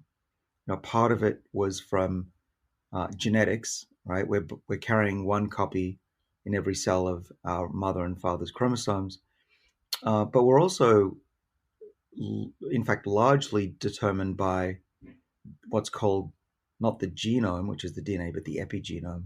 And the epigenome are the control systems that tell the cell which genes to turn on and off. And there's 20-something thousand genes, but they only use a few thousand to specify how to be a nerve cell versus a skin cell. And this all gets laid down as we're embryos and eventually born. And this epigenomic information that tells cells how to behave, we think breaks down over time. And that results in diseases, tissue dysfunction. So, you start to look older, you can't clear toxins, you can't think well, your nerve cells don't work well, you become less able to see at night. Eventually you get diseases that kill you. And that's really the major cause of suffering on this planet. And what we've done as a medical community is to look at the end stage of this process, and we call these things diseases, and try to treat them with drugs and basically putting Band-Aids on the problem, forgetting what got us to that point in the first place, which is aging itself, which I have proposed and is increasingly thought to be the case, that it's disruption of that epigenetic control system that tells the cells which genes to turn on and off. And that's sort of the information loss. And I think one of the analogies you've used before is like a DVD player and a DVD getting scratched for those of us over 40, I guess. Yeah. I didn't realize you're over 40. You look young yourself. So whatever you're doing, keep doing that. So the DVD or the CD analogy works well with older people. But anyone who doesn't remember, these were plastic discs with foil that had little pits that represented zeros and ones. And this is digital information. And that digital information in the cell is DNA. And it's not zeros and ones, it's ATCG chemicals. And they're strung out about 6 feet long of DNA in every cell. And that's about the same amount of information that you can fit on a DVD. Okay, so our cells are a DVD. But what aging is, I've proposed, is that it's like scratches that disrupt the ability of the machine, the laser beam, to read the right songs at the right time, or the movie. And you get a horrible cacophony of music. And what we've discovered is that there are ways we discovered one of the main causes of scratches, that's broken chromosomes, which happens all the time in our bodies. Extreme cell damage also does that if we crush nerves. But we've also figured out and recently published that there's a way, we think, to polish those scratches so that we can play that beautiful music of youth again. Let's talk a little bit about sort of like reducing our biological age. And I think we're all interested to some extent, some people more than others, in living a long time, but we all want that time to be full of vitality and productivity and not just living longer for the sake of living longer. And I think that's where the biological age versus your chronological age sort of becomes important. one of the ways that I've heard you talk about before is fasting. And it's super interesting because fasting isn't new. I mean, it used to be a necessity for us, but now we're starting to learn about why it's helpful. Can you talk a little bit about the benefits of fasting and how it relates to slowing down or even reversing aging? Yeah, well, these systems that tell cells how to read the genes at the right time, this epigenome, there are factors that control that. And so very little bit of biology here. DNA isn't just floating around the cell, it's actually looped into big loops that tell genes to be switched on. And genes that should be switched off are bundled up tightly. And we call this stuff chromatin. And those loops of genes that are on and bundles of genes that are off are controlled in part by a set of genes called the sirtuins. And those genes make proteins that cause these loops and bundles, particularly they create these bundles to keep genes switched off, because you don't want a liver gene or a skin gene coming on in the brain. But that's what happens with aging, we find. And so one way to make sure this process goes slower is to turn on these sirtuin epigenetic regulators, to use a more technical term. And there are 7 of these epigenetic regulators, the things that prevent the scratches. And we can turn them on with gene therapy. In mice, we do this. And if you do it in the brain of a mouse, they'll live longer. Do it in the body, they can live longer. But we can't genetically modify ourselves. So what we've also found is that these genes get turned on by adversity, or at least perceived adversity. If our body thinks we're going to run out of food, or we need to run away from a saber-toothed tiger, or we're chasing a mastodon, then our body says, oh, times might be tough. Don't put all our energy and resources into growing bigger muscles. In fact, put some of that energy into surviving, hunkering down and defending the body against toxins, against damage. And that we know leads to longer life. It slows down this clock of epigenetic changes, which we can measure. And we also know that the ways to mimic adversity include skipping meals, eating less protein in general, being hot and cold, and then the big one is eating the right types of food that we all know are healthy Mediterranean type diet. And there are actually chemicals within those foods of a Mediterranean diet, in olive oil and red wine, that we found in my lab to activate these sirtuins and probably also slow down the clock, but they certainly improve health. And then the last thing, Shane, that I think is really important is what I'm working on is not about keeping people older at the end of life and alive for longer. It's the opposite. We're keeping animals, and increasingly we're showing with people, that you can keep them younger for longer, so that when you're 80, you can actually be 60.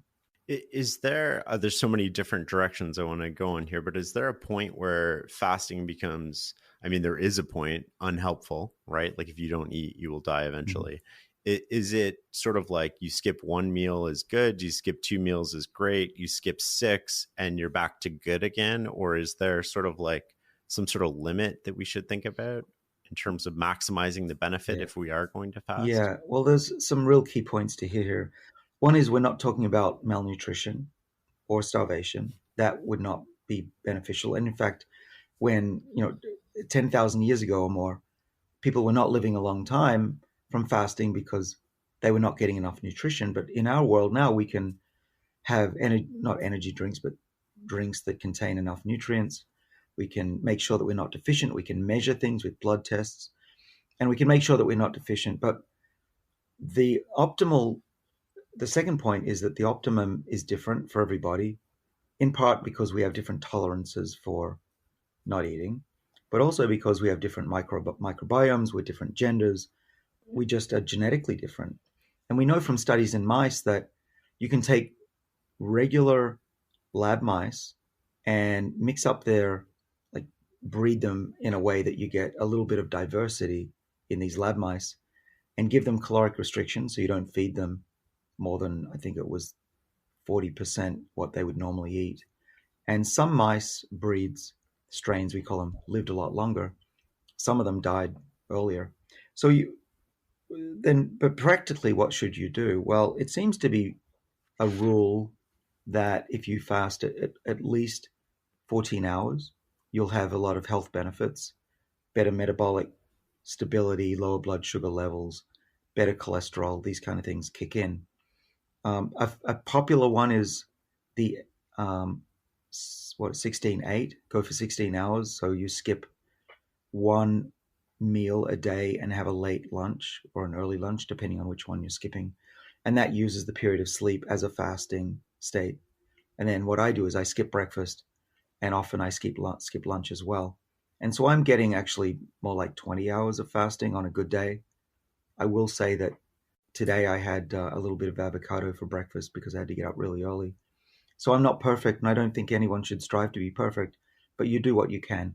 Now, there are other people that do a week-long fast. Now that's the other extreme. I wouldn't go further than a week, actually, given what I know. But once you've gone more than 3 days, there's a special type of recycling of proteins that's very beneficial called autophagy or autophagy. And that takes about 3 days. Now, I've never done that myself. I'm pretty wimpy when it comes to these kind of things. I'm a hedonist by nature and very lazy.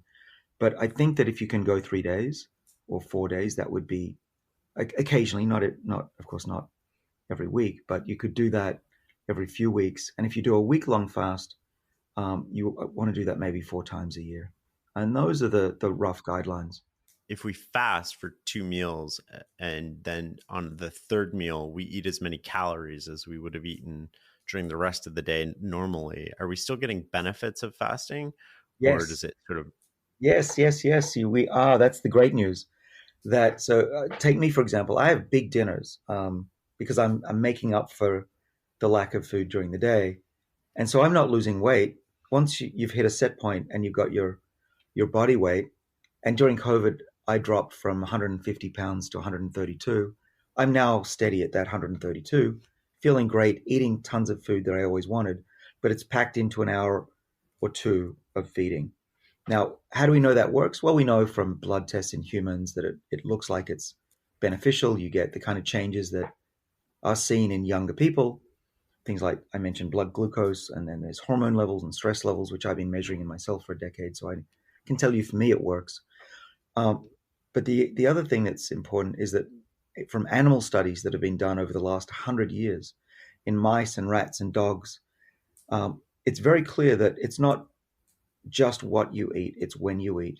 And there's a very famous study that was done by a colleague of mine, Rafael De Cabo at the NIH in Bethesda. And he made 3 different types of diets for mice. One that had a lot of protein, the other had carbs, the other had fat. And he thought he would find the optimal diet for the mice. Turns out it didn't make any difference. What mattered was when he gave the food. And if he gave it to them just within this short hour-long window every day, they lived dramatically longer, 30% longer.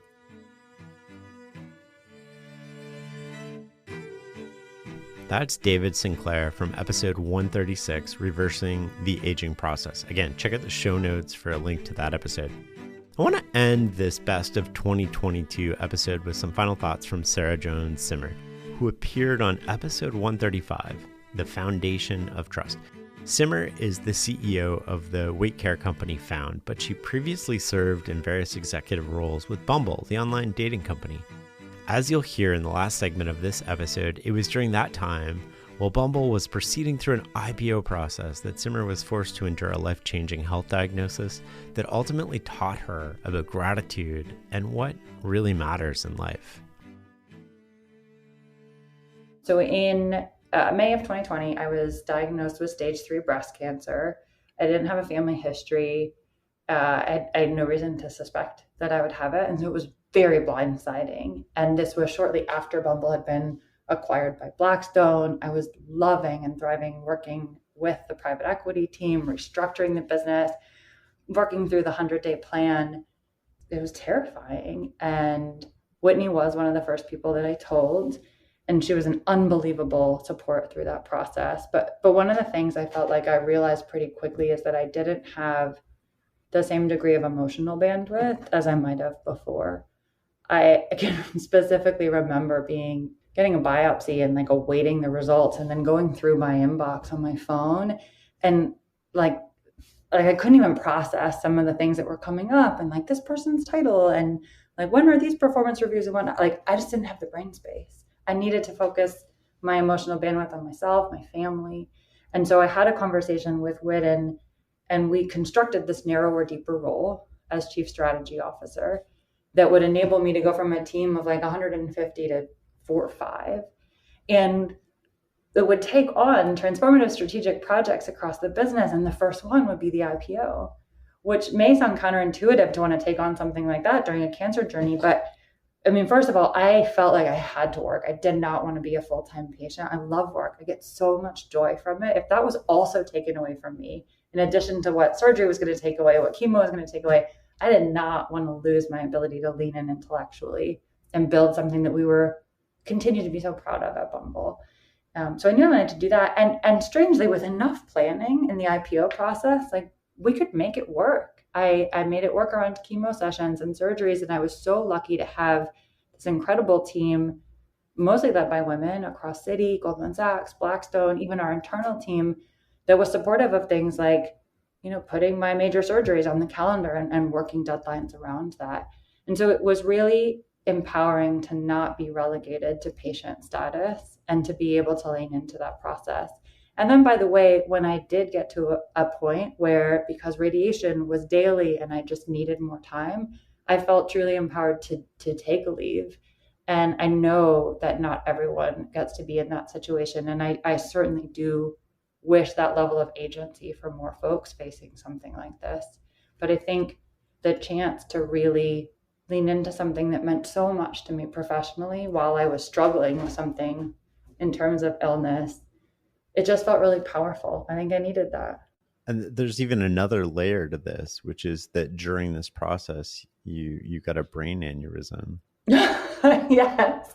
I never tell this part of the story because I feel like it sounds like so crazy, but in a strange way, cancer may have saved my life. So as a result of how advanced the cancer was when they found it, they did a bunch of additional scans to check my bones, lungs, liver, the places that this typically metastasizes. And the kind of cancer I have often metastasizes to the brain. So they checked my brain and came back and said, well, we've got good news and bad news. Good news is there's no tumor. The bad news is you have an unruptured aneurysm that's effectively a ticking time bomb. And on the one hand, it's actually great that we now know about that. The likelihood that that would have ruptured is fairly high. Right. And so I've subsequently had it stented. But part of the reason that I've had 9 surgeries on a cancer journey is that 2 of them were related to my brain and making sure that we could address the aneurysm. That's a crazy story. I'm so glad you're okay through all this. I'm curious. Like I have a lot of empathy for how that would have felt to get this news and go through that process and work with these people. And then my mind just jumps to like, how did it change you? How did it change you professionally? How did it change you personally? What do you do differently now as a result of this? How do you live life differently? Yeah, I think the quick answer to your first question is like, I do feel like I got an up close and personal view of the healthcare system, the good, bad, and otherwise. But I'm incredibly grateful to the team of providers that I had the privilege of working with here in Austin, at MD Anderson, at UT Neurosciences. And so just unbelievably grateful for that. It does change you. I hate that it takes something like this to give us that level of perspective, but that genuinely is the silver lining for me. I just think there's a level of gratitude that I have for like the simple things and an understanding and clarity of purpose. On the one hand, it's freeing because my daughter and I talk a little bit about big deals and little deals, and we'll have like little deals like being late for school, right? Which like before might have given me so much anxiety. And now I'm like, well, the big deal was surviving a 1.5 years of cancer treatment. A lot of these other things, it helps us to put them into perspective. But I think for me, it was super clarifying professionally as well. As I said before, I love work. I really do think part of what brings me joy and energy in my existence is the outpouring of things that I can build into the teams that I get to be a part of and the amazing products that we make that change the world. And I think some people will go through a health experience like this, and for them, like that may change the way they think about work and they may deprioritize it. For me, it made me be crystal clear about what it was in work that I truly cherished and enjoyed. And in my case, that meant the answer was going back and building again, and going back to that like infrastructure development phase, really getting to build and scale a team, wanting to make that bet on myself as CEO. I had this moment in our treatment journey where the doctor was worried about metastasis, and she said, look, worst case, I can get you 5 years. And there's something very special about that 5-year time frame. If you had 30 days, you would change everything. And on the other end of the spectrum, all of us live right now like we've got infinity in front of us. Like, what if you had 5 years? What would you do differently? You do a lot more changing on the margin. And the reality is we should all be thinking that way every day. What are the things that I would drop if I actually only had 5 years? What would I be so disappointed that I didn't do if I only had 5 years? And the good news in my case is, we all think I have more than 5 years now. I'm doing well with treatment. There's amazing drugs for the kind of cancer I have, and I'm doing well with them. So I don't have to have that 5-year time frame in a literal sense, but I do try to think about it in a figurative sense. And the other related point I would make there is like that it gives me permission, I think, to prioritize things that I might not have before. So one of the rhythms that I've tried to develop for myself, especially because I now work in a remote first context, is like, how do I give myself permission to lean into work when I want to, and then permission to lean out when I also want to? And I do this exercise in the evenings where I try to ask myself, what am I blocking? What am I advancing? How did I make people feel? And when I can answer those questions, just even knowing the answers will give me permission to then move into a different phase of my day, right? And go spend time with my kids or exercise or landscape, whatever the case may be. But that clarity of sort of giving myself permission and guardrails to prioritize all of the things that bring me joy. And like, I by no means have it all in balance. No one does. That's a lie. But it gives me permission to reflect. And I think I do just spend much more time on reflection and thinking about how I feel, how I made other people feel, and ensuring that that's a priority for me.